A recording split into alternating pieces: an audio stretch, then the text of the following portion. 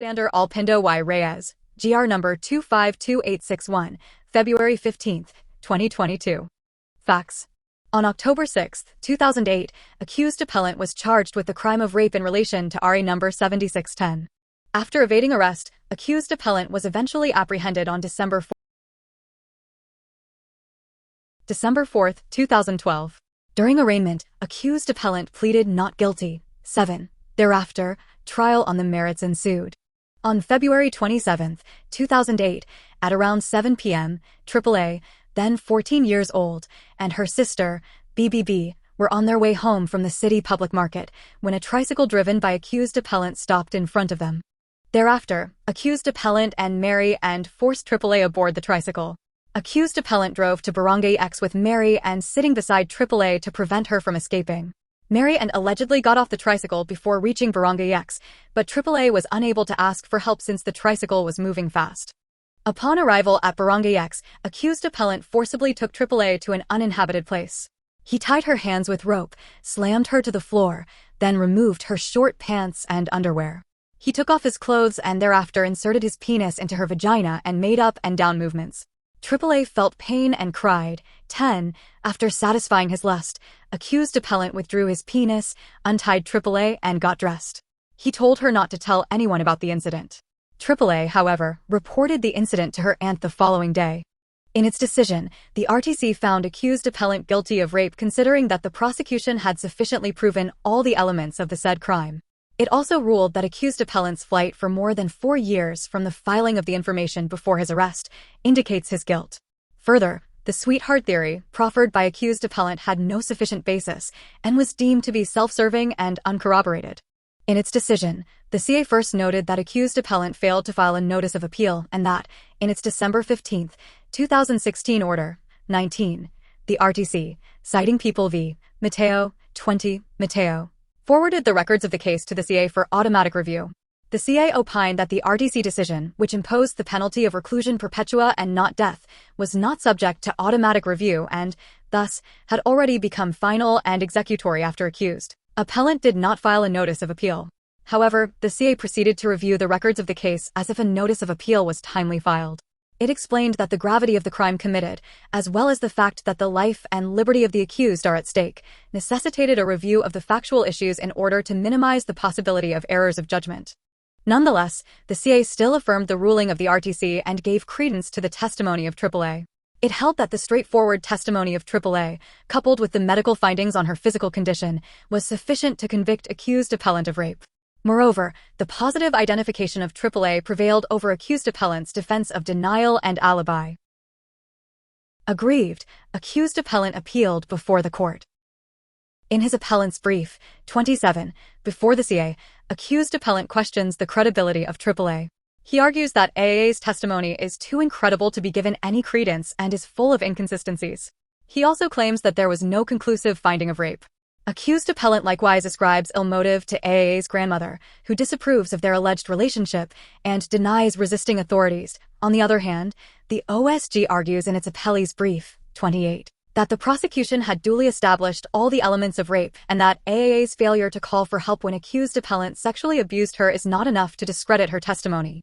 The records show that AAA testified in a forthright manner and remained steadfast even under cross-examination. Issues. Did the CA commit reversible error in affirming accused-appellant's conviction for the crime of rape? Ruling. The court dismisses the appeal. The present case is not subjecto automatic reviewed, at the outset. The court deems it necessary to discuss the procedural milieu of this appeal, which involves the application of automatic review and intermediate review of criminal cases where the penalty imposed is death, reclusion perpetua, or life imprisonment. On July 7, 2004, the court en banc promulgated Mateo and, pursuant to its rulemaking power under Sector 5, Rule 8 of the Constitution, introduced an intermediate review by the CA of criminal cases where the RTC imposed the penalty of death, reclusion perpetua, or life imprisonment. The court emphasized in Mateo the need to provide an additional avenue to determine the guilt or innocence of the accused where his life and liberty are at stake. After the promulgation of Mateo on July 7, 2004, this court promptly caused the amendment of the foregoing provisions. but retained the distinction of requiring a notice of appeal for reclusion perpetua and life imprisonment cases and automatically reviewing death penalty cases. 33. It is clear that despite adding an intermediate review by the CA, the new rule as introduced in Mateo retained the modes of appeal prescribed in the old rule. As the rule now stands, in criminal cases where the penalty imposed by the RTC is reclusion perpetua or life imprisonment, an appeal is taken by filing a notice of appeal with the RTC. On the other hand, in criminal cases where the penalty imposed by the RTC is death, the CA shall automatically review the same without need of a notice of appeal. In the instant case, accused appellant's non-filing of a notice of appeal may be excused because the RTC on its own elevated the records of the case to the CA based on its erroneous assumption that the verdict of conviction is subject to an automatic intermediate review.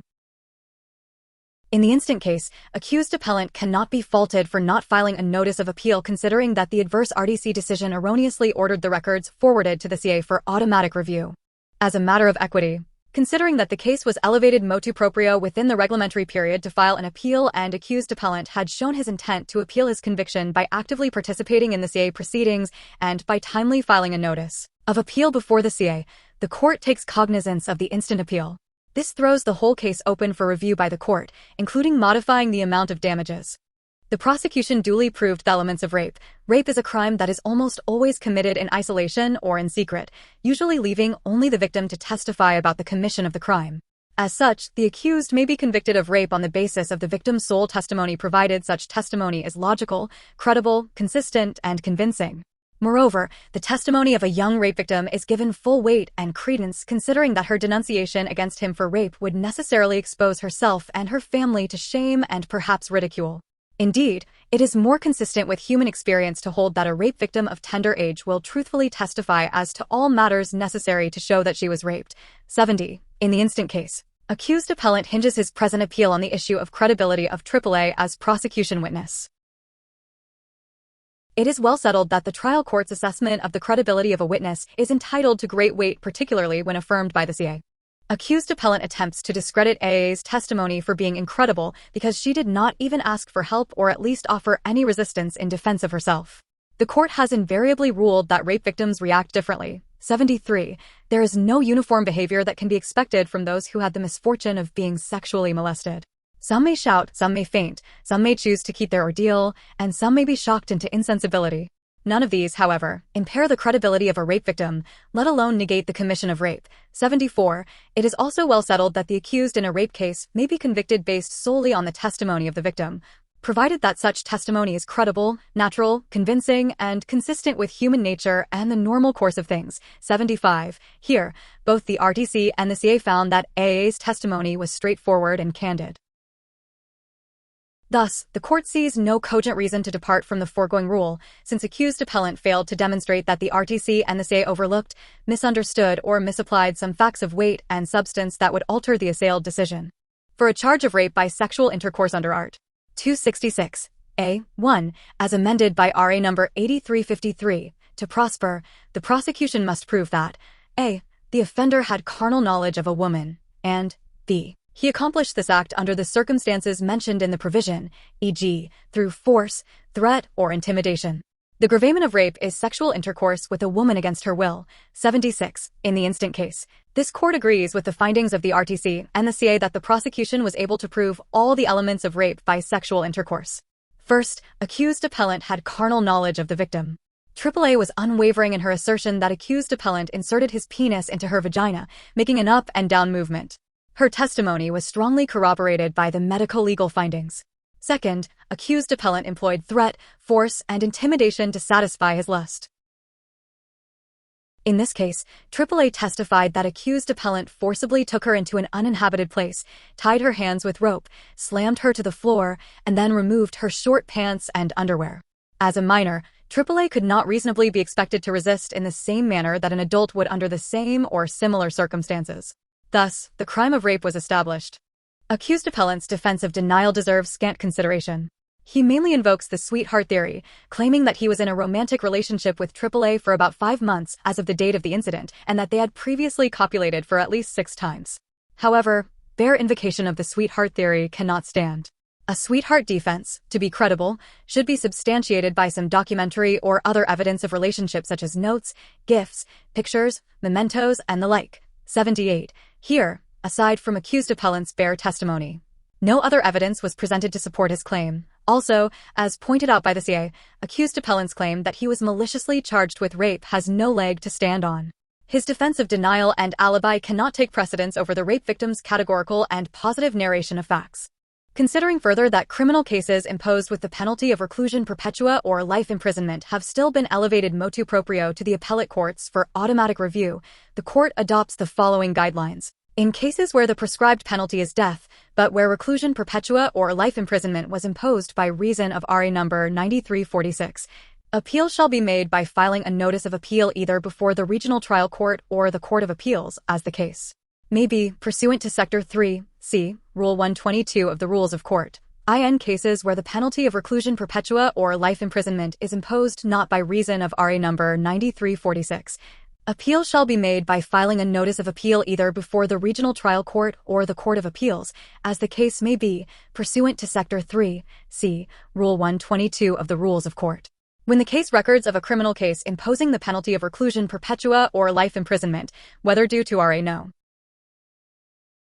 9346 or not, are elevated motu proprio for automatic review, the following rules shall apply. If the order to elevate the records for automatic review was issued beyond 15 days after the promulgation of the judgment or notice of final order, and the accused did not file a notice of appeal within the same period, the automatic review shall not be given due course. The Court of Appeals or the Supreme Court shall issue an order of finality of judgment. If the order to elevate the records for automatic review was issued within 15 days after the promulgation of the judgment or notice of final order, the Court of Appeals or the Supreme Court shall issue an order requiring the accused within 10 days from receipt thereof to manifest whether they are adopting the order to elevate the records as their notice of appeal. If the accused shall refuse to adopt or fail to timely manifest despite due notice, they shall be deemed to have waived their right to appeal, and the Court of Appeals or the Supreme Court shall issue an order of finality of judgment, in cases where the penalty of reclusion perpetua or life imprisonment is imposed, and the accused files a petition for review on certiorari under Rule 45 of the Rules of Court, only questions of law may be raised. However, based on the interests of substantial justice, a petition for review on certiorari that raises questions of fact may be treated as an ordinary appeal in order to throw the whole case open for review. Accused-appellant Alexander Olpindo y Reyes is found guilty beyond reasonable doubt of rape punishable under Article 266A, Paragraph 1A of the Revised Penal Code and is hereby sentenced to suffer the penalty of reclusion perpetua. Principles. The suspension of the procedure on automatic review of death penalty cases shall not, however, impact the manner of imposing penalties in view of RA number 9346, and shall remain only during such time that RA number 9346 is in effect.